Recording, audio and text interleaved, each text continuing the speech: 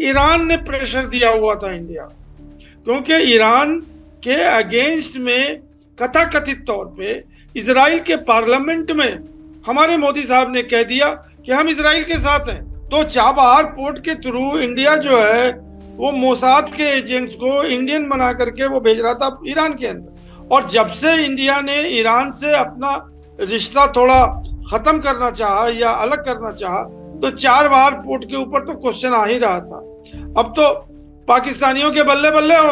विश्व गुरु बनने की बात करते करते अमेरिका के सामने हम जिस तरह से झुकते चले गए, उसका नतीजा यह है कि चाबहार पोर्ट पर हमने हजारों करोड़ रुपए खर्च कर दिए हैं और आज जब मुसीबत का वक्त है तो हम उसका इस्तेमाल भी नहीं कर पाते। तेल खरीदेंगे। अब इसी तरह से जो है इंडिया को निकाल दिया चाबहार से। अब चाबहार पोर्ट जो है वो बहुत ही ज्यादा स्ट्रेटेजिक इम्पोर्टेंट है। कुलभूषण यादव का, जो चाबहार में रहता था इंडियन बिजनेसमैन के तौर पर, और वो फिर पाकिस्तान में पकड़ा गया था 2016 में। तो अगर सैंक्शन भी लग ने अमेरिका से अच्छा रिश्ता बनाने के लिए चाइना से दुश्मनी कर ली, ईरान से सामान खरीदना बंद कर दिया, तेल खरीदना बंद कर दिया, रशिया से तेल खरीदना बंद कर दिया। अब हालात ये हैं कि रशिया से जब इजाजत मिलेगी अमेरिका की तब आप जाते हैं मतलब ईरान के ऊपर और रहते हैं, तो ईरान अपना गुड्स जो है वो पाकिस्तान भेजेगा और गर्दार और जो कराची पोर्ट के थ्रू वो जो है दुनिया में जाएगा। तो ये तो तोहफा दिया है हमारे मोदी साहब ने। मैं एक अलग तरह की बात कर रहा हूं कि हिंदुस्तान ने अमेरिका के प्रेशर में लगातार झुककर क्या खोया है और क्या पाया है। देखिए, चाबहार के प्रतिबंध पर जो छूट दी गई थी वो 26 अप्रैल तक की थी। आज जब मैं आपसे बात कर रहा हूं तो 30 अप्रैल हो चुकी है, 30th ऑफ अप्रैल हो चुकी है और 26 ऑफ अप्रैल को बीते 4 दिन हो गया है। चाबहार का जो पूरा प्रोजेक्ट है जिसके बारे में मैं आपको बताऊंगा, वो प्रोजेक्ट हमारा लटका हुआ है और भारत के ऊपर अमेरिका का प्रेशर है कि चाबहार से बाहर निकल जाओ। अब बीच के रास्ते निकालने की कोशिश किया जा रहा है कि किसी प्राइवेट कंपनी के थ्रू ये काम कर लिया जाए कि प्रतिबंध भी ना रहे और चाबहार भी चलता रहे वगैरह वगैरह। लेकिन चाबहार को खोकर हमने क्या नुकसान उठाया है वो मैं आपको समझाने की कोशिश कर रहा हूं। नक्शा आपके सामने है, वर्ल्ड का नक्शा आपके सामने है। यहां कहीं चाबहार है और यहां है मुंबई और स्ट्रेट ऑफ होर्मुज यहां पर है।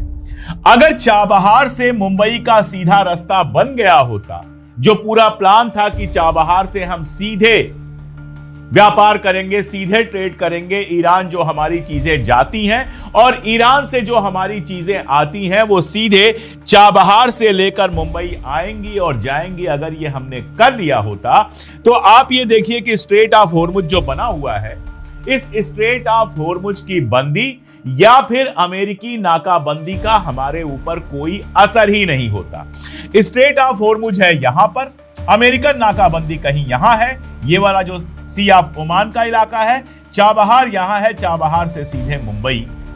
ये सारी जो परेशानियां हमारे सामने हैं, इन परेशानियों से हमें मुक्ति मिल गई होती। अब मैं आपको बताता हूं पाकिस्तान क्या कर रहा है। चाबहार जहां पर है उससे थोड़ा आगे ग्वादर है। ग्वादर पोर्ट पर समझौता है चाइना और ईरान और पाकिस्तान का। पाकिस्तान ने क्या किया है कि ग्वादर पोर्ट को खोल दिया है और साथ में खोल दिया है कराची पोर्ट को। यानी ग्वादर पोर्ट से ईरान से चीजें सीधे जाएंगी कराची और 6 लैंड रूट्स खोल दिए गए हैं और उसके बाद यानी जमीन के रास्ते बड़े आराम से वो चाइना भी जा सकती हैं और पाकिस्तान के अंदर तो सामान आता ही रहेगा। फायदा मिला। राम माधव अमेरिका में बैठकर कहते हैं कि अमेरिका ने कहा रशिया से तेल खरीदना बंद कर दो, हमने बंद कर दिया। अमेरिका ने कहा ईरान से तेल खरीदना बंद कर दो, हमने कर दिया। उसके बावजूद अमेरिका ने हमारे ऊपर पिछली बार से ज्यादा टैरिफ लगा दी। अभी तक जो एवरेज टैरिफ थी उससे ज्यादा टैरिफ लगा दिया। उसके पहले तो 50% टैरिफ लगाया था और हमने बिना कोई खास विरोध किए बर्दाश्त कर लिया। क्यों कर लिया? अमेरिका खुश नहीं होगा, क्योंकि मैं बार बार कहता हूं कि कोई दबाता जाएगा, आप दबते जाएंगे तो वो आपको दोस्त नहीं समझेगा। पाकिस्तान का अमेरिका के साथ अच्छा रिश्ता है, चाइना के साथ अच्छा रिश्ता है, लेकिन उसने 6 ट्रेड रूट खोल दिए जमीन के। ग्वादर खोल दिया, कराची खोल दिया, उसके पास सामान की कमी नहीं आनी। और आपने अमेरिका से अच्छा रिश्ता बनाने के लिए चाइना से दुश्मनी कर ली, ईरान से सामान खरीदना बंद कर दिया, तेल खरीदना बंद कर दिया, रशिया से तेल खरीदना बंद कर दिया। अब हालात ये हैं कि रशिया से जब इजाजत मिलेगी अमेरिका की तब आप तेल खरीदेंगे, ईरान से जब अमेरिका की इजाजत मिलेगी तब आप तेल खरीदेंगे। नतीजा क्या है? क्या आपको कोई रास्ता नहीं मिल रहा है? अब चाबहार को दोबारा कैसे साइड से कहीं से शुरू कराया जाए, आप इसके रास्ते तलाश कर रहे हैं। अरे खुद मुख्तार मुल्क थे आपने मना कर दिया होता अमेरिका को, सीधे मना कर दिया होता कि हम ईरान के ऊपर जो तुमने बैन लगाया है तुम जानो, लेकिन हम ईरान से तेल खरीदना बंद नहीं करेंगे, हमें सस्ता तेल मिलता है।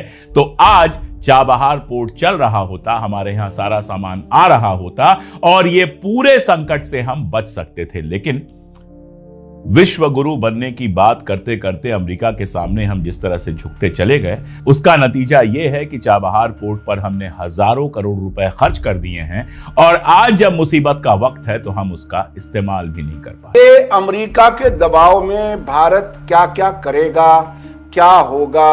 अब तो वहां राम माधव के अमेरिका जाने के बाद पूरे सरेंडर की भी खबरें आ रही हैं। आखिर कहां कहां सरेंडर करेगा? क्या है चाबहार वाली खबर?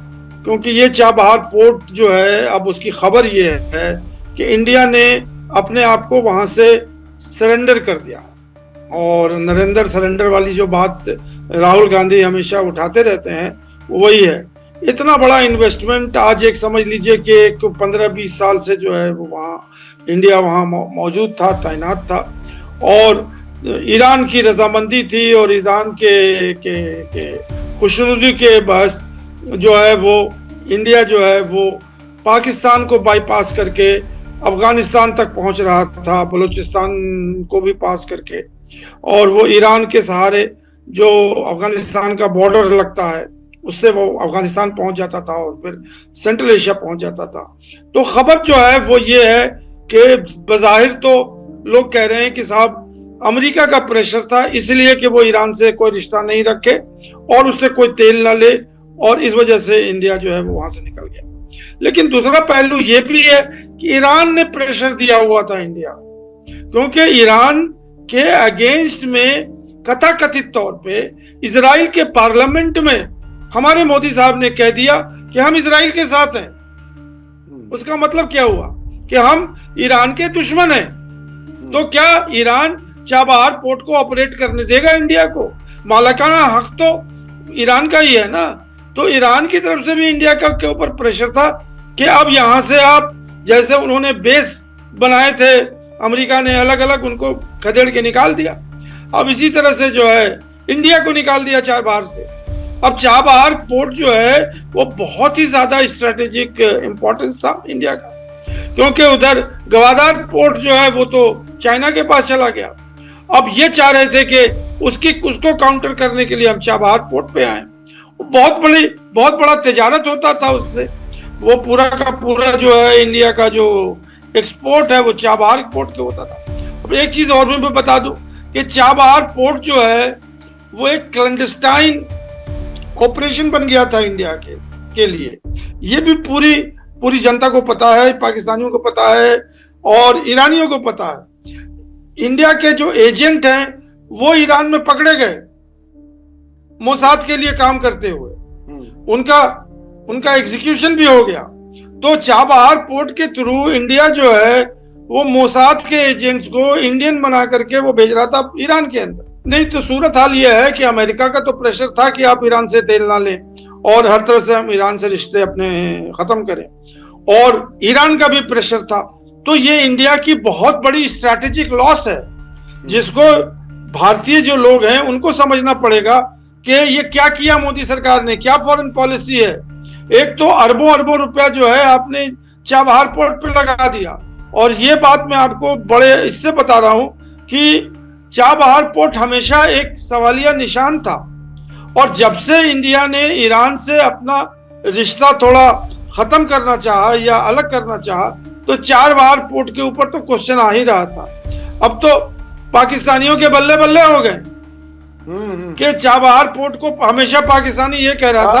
आगे बढ़ने से पहले मैं अपने दर्शकों को एक और वाकया याद दिला दूं चाबहार से रिलेटेड। और आपने जिक्र किया कि मोसाद के लिए कुछ भारतीय लोग वहां काम करते थे, और पिछली जनवरी में जो वहां पर प्रोटेस्ट हुए और उसके बाद उन्होंने मोसाद के बहुत से एजेंटों को पकड़ा। बहुत सी चीजें मीडिया में नहीं आई हैं जो मुझे अंदाज हैं, लेकिन एक वाकया है जो मीडिया में आया था कुलभूषण यादव का, जो चाबहार में रहता था इंडियन बिजनेसमैन के तौर पर, और वो फिर पाकिस्तान में पकड़ा गया था। 2016 में पाकिस्तान ने उसको गिरफ्तार किया था। अभी तक वो पाकिस्तान की जेल में है। कहा यह जाता है कि वो खुफिया एजेंट था जो पहले चाबहार में रहता था ईरान में, और फिर वो पाकिस्तान के रास्ते शायद अफगानिस्तान जा रहा था या पाकिस्तान में। तो बहरहाल कुछ खुफिया ऑपरेशंस का बैकग्राउंड रहा है चाबहार में। जाहिर है ईरान अब अपनी सिक्योरिटी के मामले में कंप्रोमाइज नहीं कर सकता, हो सकता है उसकी तरफ से भी दबाव हो। अभी ईरान ने 6 पॉइंट्स खोल दिए हैं तिजारत के लिए अफगानिस्तान, पाकिस्तान और ईरान के साथ, और ऑफिशियल ट्रेड जो है वो इन पे होगा। तो अगर सैंक्शन भी लग जाते हैं मतलब ईरान के ऊपर और रहते हैं, तो ईरान अपना गुड्स जो है वो पाकिस्तान भेजेगा और गर्दार और जो कराची पोर्ट के थ्रू वो जो है दुनिया में जाएगा।